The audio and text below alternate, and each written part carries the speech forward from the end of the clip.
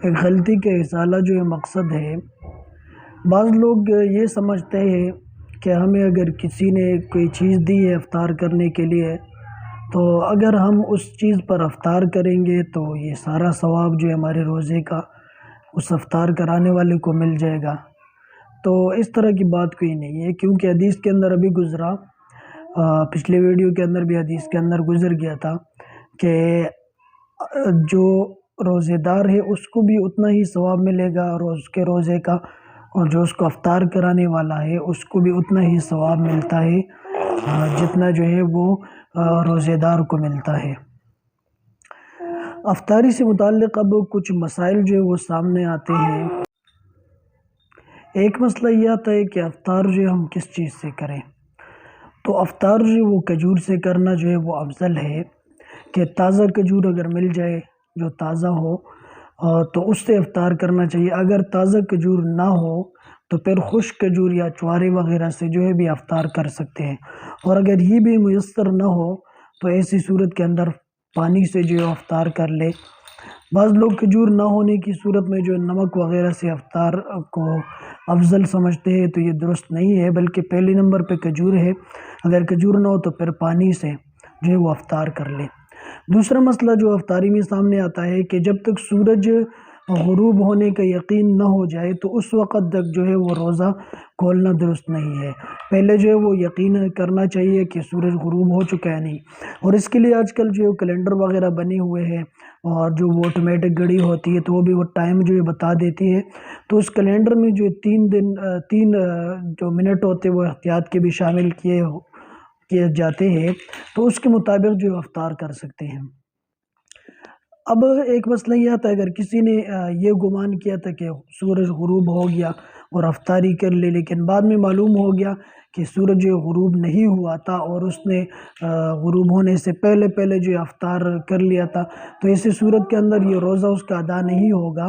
اور اس کو جو قضا لازم ہوگی، کفارہ نہیں ہوگا، کیونکہ غلطی سے اس نے ایسا کیا ہے۔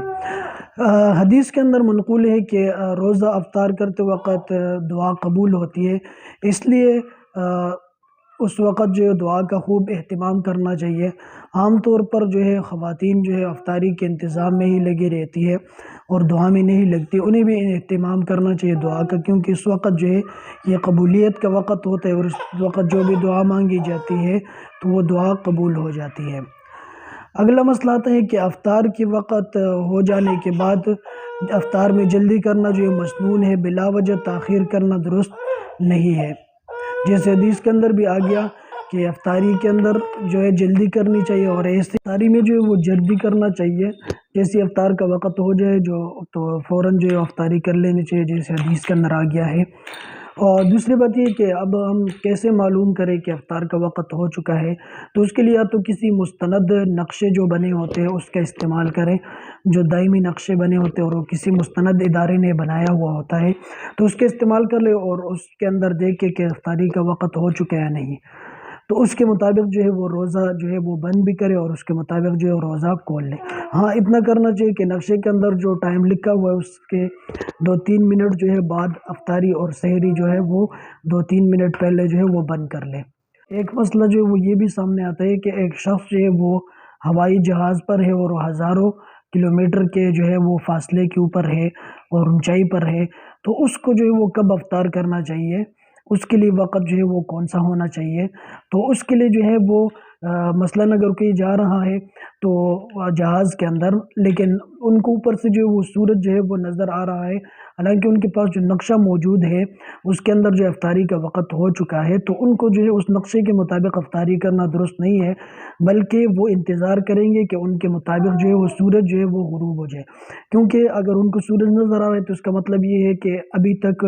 جو ہے ان کے ہاں افطار کا ٹائم نہیں ہوا، تو اس لیے جو ہوائی جہاز میں سفر کر رہے ہو تو ان کو بھی جو افطار اس وقت کرنا چاہیے جب غروب آفتاب ہو جائے۔ اس سے پہلے اگر افطار کر لیا یا جہاز والوں کی طرف سے اعلان کیا گیا کہ افطار کا وقت ہو چکے تو یہ درست نہیں ہے، کیونکہ ابھی تک ان کے ہاں یہ غروب نہیں ہوا۔ اگلا مسئلہ ہے کہ اگر کسی نے غروب سے پہلے جو افطار کر لیا تو ایسی صورت کے اندر جو ہے وہ اس کے اوپر صرف قضا لازم ہوگی، کفارہ جو ہے وہ نہیں ہوگا، غلطی سے اگر ایسا ہوا ہے۔ اگلا مسئلہ آتا ہے کہ اگر کسی غیر مسلم نے کوئی چیز افطار کے لیے دے دی تو آیا اس کے اوپر ہم افطاری کر سکتے ہیں؟ افطاری کرنا اس کے اوپر جائز ہے یا نہیں ہے؟ تو اس کے اوپر افطاری کرنے میں کوئی حرج نہیں ہے، بشرطے کہ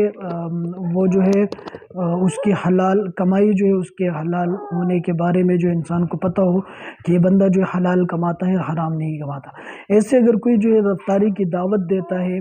تو افطاری کر لینی چاہیے، خواہ مخواہ اس کے مال کے بارے میں شک نہیں کرنا چاہیے کہ اس کا مال حرام کا ہے یا اس طرح۔ ہاں اگر یقینی طور پر معلوم ہو کہ اس کا مال جو ہے حرام کا ہے تو اس صورت کے اندر جو ہے وہ اس کے افطاری دعوت جو ہے قبول نہ کرے، کوئی جو ہے عذر بیان کر لے اس سے جان چھڑانے کے لیے۔ ایسی اگر کوئی شخص جو اس کی آمدنی جو ہے وہ حرام بھی حلال بھی ہے تو اس صورت کے اندر بھی گنجائش ہے کہ اس کے ہاں جو ہے افطاری کی جائے، لیکن اگر کسی کے آمدنی کے بارے میں یقیناً یہ معلوم ہو کہ یہ حرام کی ہے تو اس کے ہاں افطار نہیں کرنا چاہیے۔